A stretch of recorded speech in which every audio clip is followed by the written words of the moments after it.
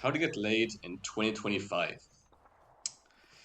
Lads, I'd say it's way easier than many of you and many people online claim that it is. It's easier than our parents and grandparents had it. It's possibly one of the easiest times to get laid since, since creation. Now, of course, the way I talk about it is a bit different to the way many people talk about it, right? Because when lads try to get laid, especially when you're straight out from a breakup or in college and whatnot, you try to meet girls to get laid, to get those one night standos in two main places, right? What I've seen is people going on Tinder and people going to clubs and bars where you drink a lot and, you try to get the women drunk a lot and beam bam boom, hopefully you can get some drunk disgusting, sweaty sex. That's the goal for many of you lads. But I'm only here to warn you against that. Right, there are only two kinds of getting laid in today's world. There's the clubs and bar scene, as I just discussed, and the woman that you get to know a bit when none of you are drunk, you're both sober.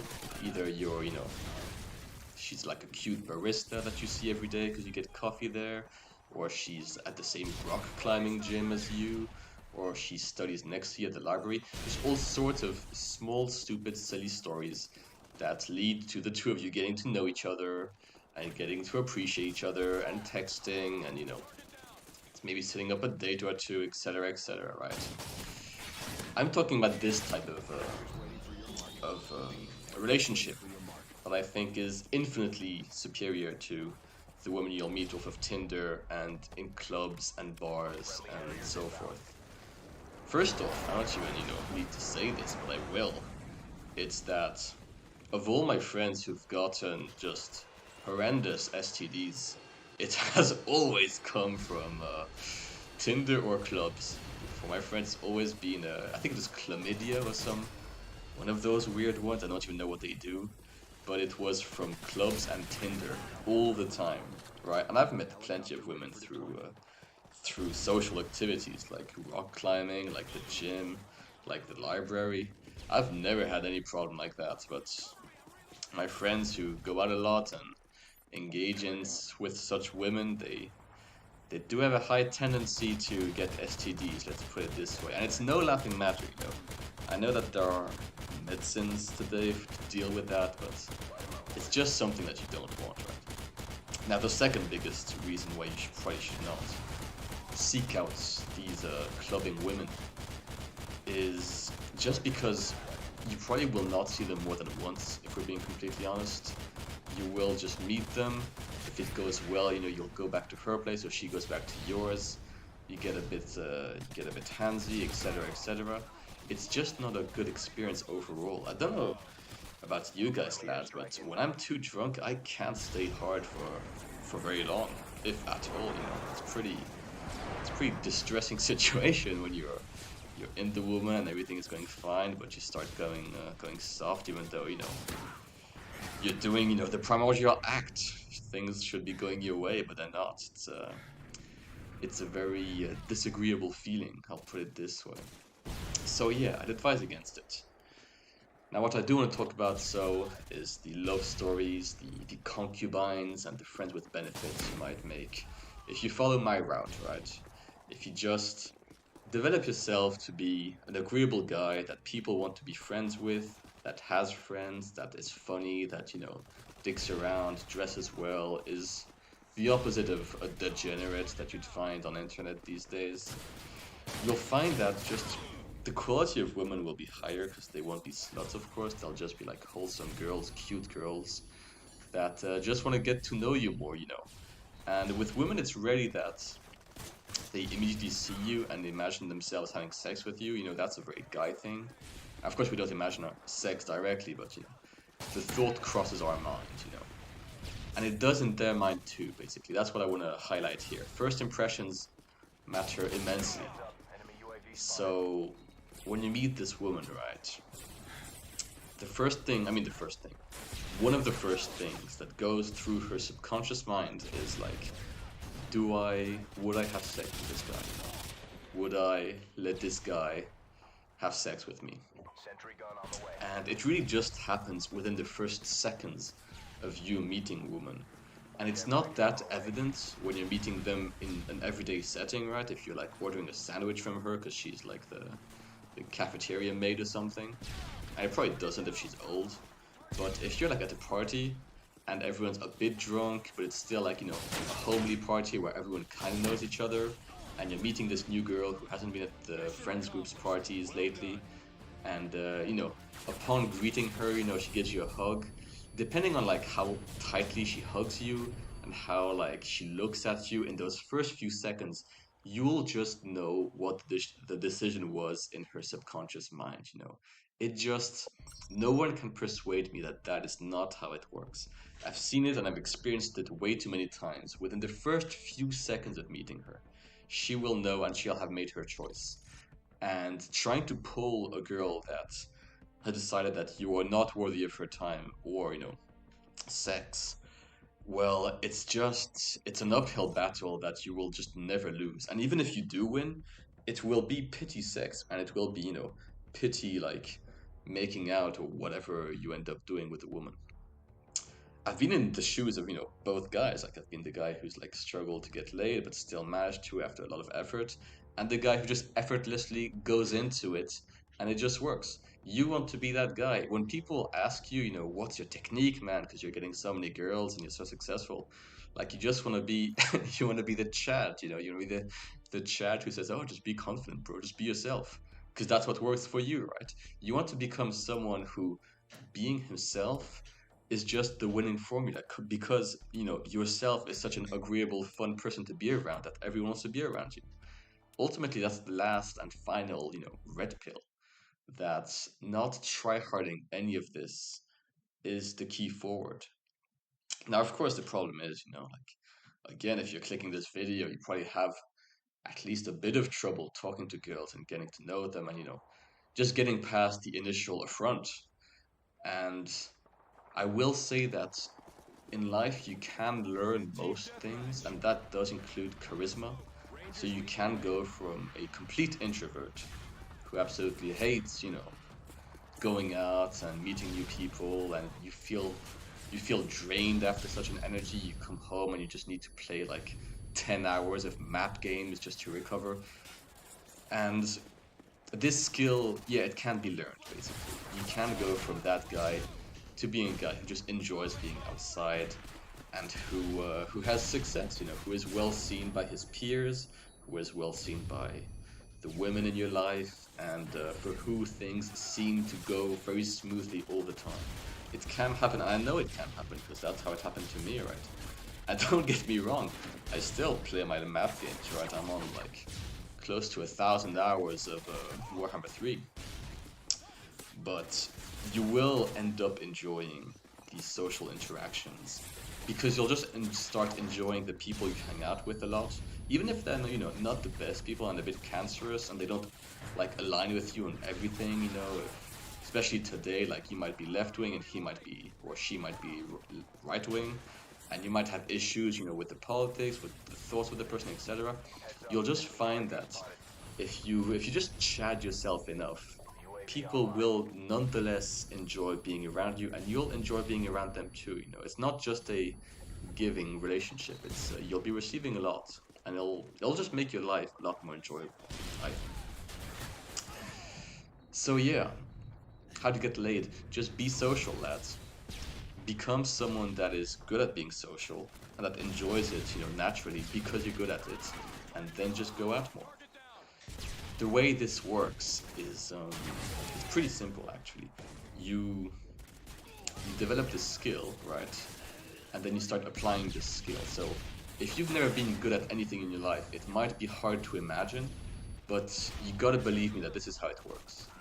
You acquire this skill, whatever it might be. You might be start getting good at math, because you really like math, or because you need to study this a lot for your next exam, and you start getting good at it. And like you're in your learning phase. You learn how to you learn how things work, and then you go to the application phase, and you start applying all of your knowledge and all of your learned techniques into the real world. And so in this case, it might be a mathematics test, or a mathematics problem or whatever that is within your reach always. It should be within your reach.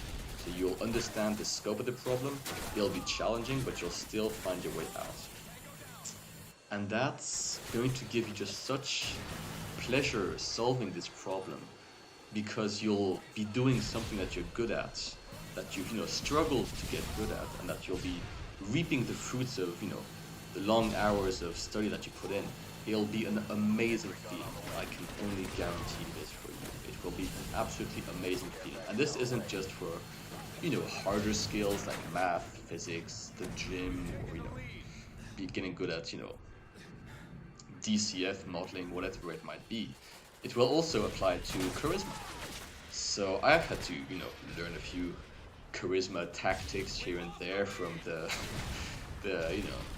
old school like Elliot Pulse videos, or what are they called? The Hodge twins back in the day. I had to learn some of this stuff, including both, techniques and just general mindset you want to be applying. So for techniques, I remember this one. It's like when a person is very agitated and has a specific what's the word? What's the American word for this? Body language. You gotta mimic their body language. So like if the guy has like is standing on one foot, like you stand on one foot. If he's like twisting his mustache while talking to you, you start twisting your mustache too, and just mimicking the guy's or the woman's body language. And I had to learn all this stuff, like, and it worked though. I've gotta say, like, a lot of it does work. There's a lot of bullshit, of course, but if you actually go through the pain of applying the stuff that you've learned, you will just see benefits, of course, but you will start enjoying it as well. You will start just enjoying the process of applying your learned knowledge to the world. And of course, you gotta make it fun. You gotta make it enjoyable.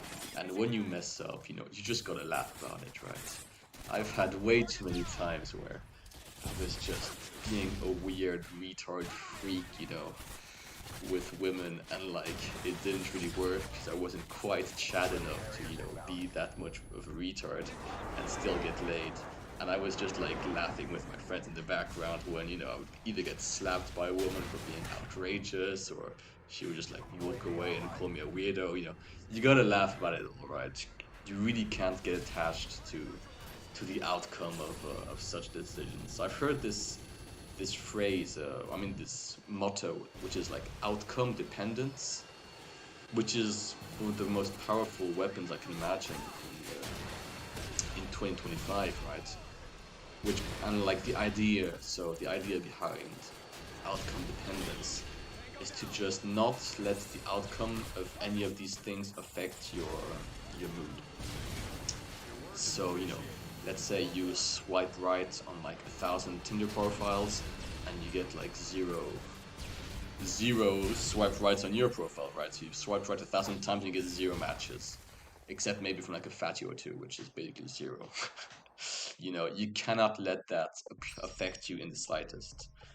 And for Tinder, it's easy because it's digital, it's all fake anyway, it's like pixels on a screen. It's hard to, to conceptualize in the real world that any of it is real, right? But when you get rejected in the real world, especially if you've like tried this hard to like become good at talking to women, to like being funny, etc., it might get just a bit depressing. It might affect you, but you really cannot let it affect you more than that.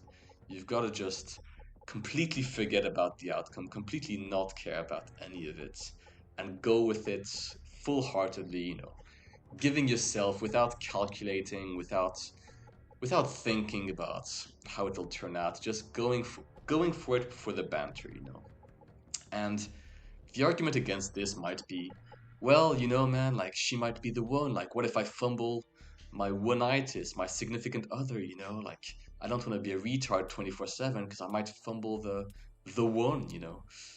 Lads, you're not gonna fumble the one if she is the one. If she's the one, then your destinies are intertwined, and no matter how much you fumble, you will gravitate towards each other eventually, right?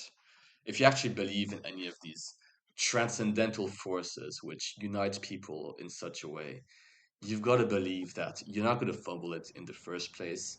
And even if you do, it's not that serious, bro. You'll just find her, maybe a year later when you're less retarded. I will say this though, you don't want to be a noob when you're meeting the one. So, retard max now and make all of your mistakes now so that when you do meet her, you basically chat, you know what to say, what not to say, you can be funny on command, people will enjoy being around you, you can be interesting, you can be charismatic, etc, etc. Treat everything as a big test, as a big sandbox, and you're just messing with the NPCs, because that's the best way to live. And I'll probably make a video about that too, about, one of the oldest philosophies of just treating this as a big simulation of sorts. Not a real simulation, because that's very leftist and Reddit coded, but not far, treating it as a sandbox.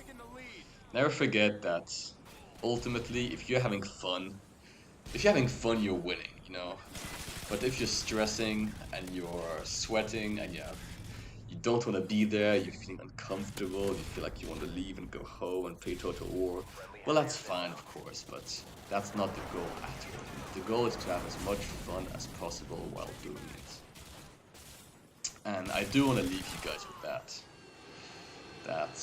in your process of becoming someone just gravitationally fun and cool to be around, you will, you'll enjoy the process, you'll enjoy applying this newfound power onto the world, and hopefully, if you listen to me enough, and if I drill this idea into your head enough, you will have fun all throughout the experience. And that's all that matters, lads. I mean, it's not all, but it does matter a lot.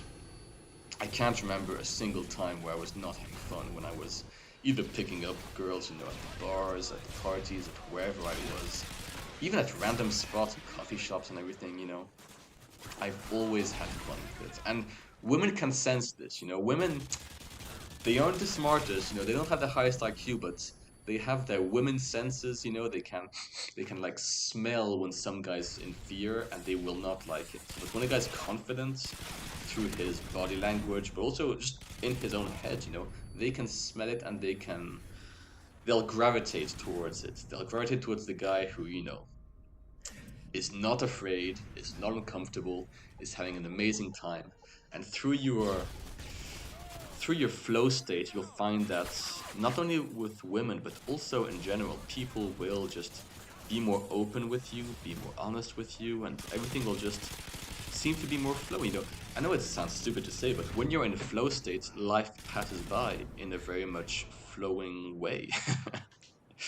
And that will mean that, you'll just, how would I put this? Everything will just feel easy and, stress-free, and basically, you'll basically not have to try. It's an amazing feeling, I do recommend, and I do think it is an end goal that is not talked about enough here or anywhere, to be honest.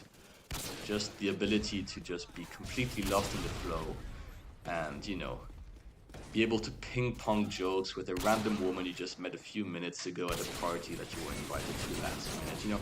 Things like this is where love is born and where fun romance stories are born. I hear many people, getting laid from like first dates and this, that, the other. I don't hear many people having a fun encounter story of where you met this woman, you hit it off in this completely unexpected and weird way, almost Hollywood-esque, and everything just worked out because both of you were in this, trusting and fun-loving and flowy state of mind, But you've got to be high energy for that, but that's a subject for another video maybe. So yeah, lads, hope you had a good time. Hope you enjoyed listening to me first off, and hope you learned a thing or two. And maybe you'll apply even 1% of this video, and you'll have a much more fun life, and life will be a lot more stress-free and overall enjoyable. overall enjoyable. Anyway, lads, hope you have an absolutely amazing end of week. That's it from me. Do like and subscribe, all the good stuff. Helps a lot and it encourages me immensely. And yeah, have a nice one, lads. Ciao.